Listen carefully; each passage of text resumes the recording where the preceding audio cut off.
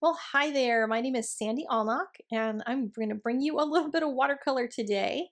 I had some products that I've been wanting to try, so I finally picked some up from Daniel Smith's line of watercolors. And these are the luminescent paints. There's a bunch of them. There's interference, iridescent, pearlescent, and duochromes. And I knew they kind of worked on black, but I didn't know much else. I didn't know how they looked on regular paper, that sort of thing. So I thought I'd try it on a card. And so we're going to do a card that's going to be half black and half white and try out the paint on it. So this is the die from Lawn Fawn called Flower Border. So I'm going to die cut it out of a piece of Arches cold pressed paper and just kind of bend it back and forth a little bit so the flowers come out without falling off because they've got nice little tiny stems and I want to keep those.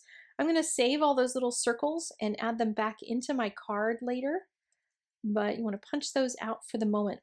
The bottom piece is the one I'm going to make black, and this is watercolor ground that I'm going to add to it, and on the side it has these amazing directions that talk about all the different surfaces you can use this on. Plaster and wood and metal and all sorts of things that you could turn into a watercolorable surface. I have not played with all that, but you can darn well better believe I'm going to in the future because I'm fascinated with what watercolor would look like on those surfaces.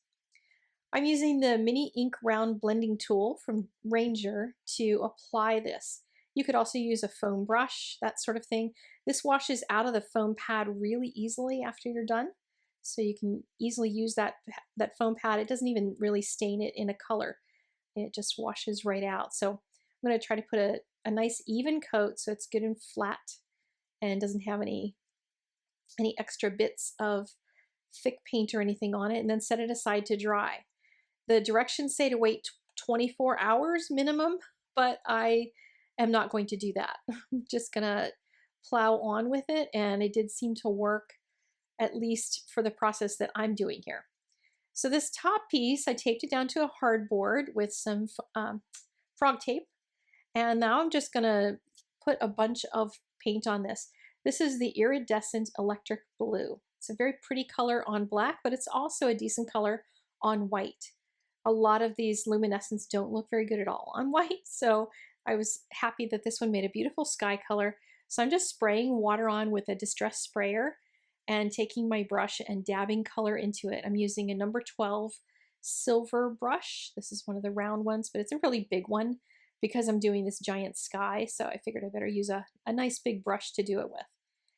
But I'm just kind of dabbing color on. I'm not fussing over it too much. I'm even going to splatter some on by tapping the brush against my hand above the surface of the paper so I can get some drips on there and things. And then heat dry it with my Wagner heat tool. So get that all completely dry and then set it aside. But for the moment, let me show you real quick what these paints do. I have them on some black watercolor ground and then on white paper on the other side. The duochromes are the ones at the top, those three. The next one down is the pearlescent shimmer, and you can add that to other paints. It doesn't really have any color. There are iridescents. The blue on the right is the sky blue that I used, and then these are interference colors, which basically are like mother of pearl. They sort of change color as you twirl them in the light. So that's what the colors are that we're going to be using in a few minutes. I'm going to put a bunch of adhesive now on a piece of scratch cardstock. That's going to be the base that I'm going to attach everything to. And I want it really sticky right where that flower line is going to be because I want every single piece of that flower line to stick really well. So I just have a little bit under everything else, but right under that bottom piece, I want lots of sticky, but not yet. So I'm kind of lifting it up using my fingertip knife just so it doesn't stick down before I'm ready for it to stick down. And then I can tuck in the bottom piece.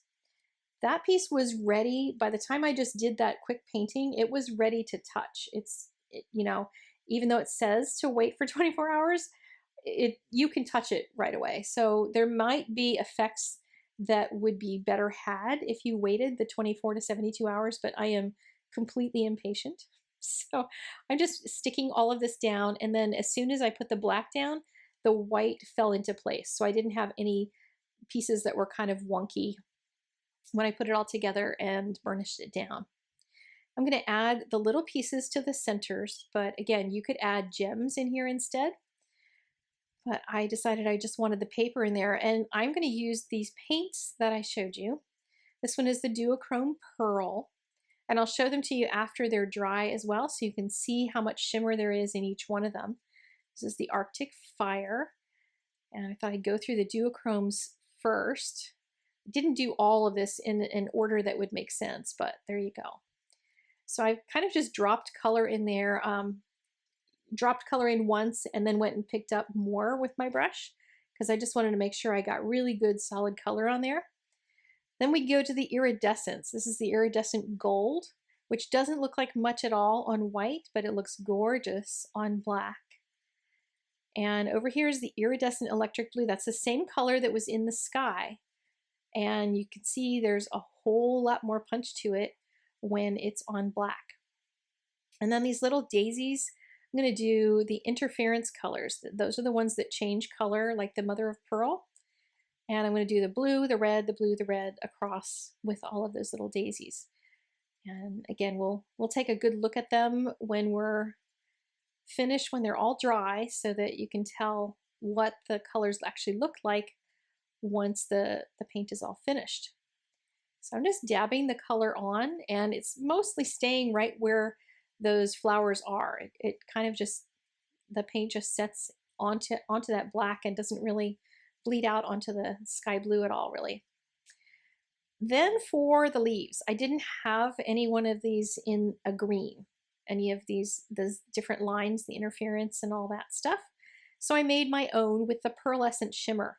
The pearlescent shimmer, you can mix with any color to put a little bit of glitter in it. And this green is going to sort of disappear when it dries, so it won't be really visible, but the shimmer will still be there, and then it'll have a tint of that green. It's almost like you're tinting the shimmer with the color.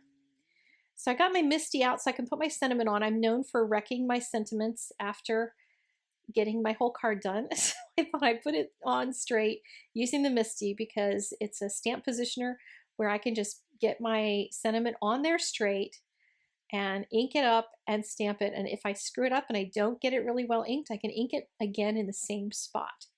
And I love that about the Misty. It makes me look like I can actually stamp, which I am terrible at.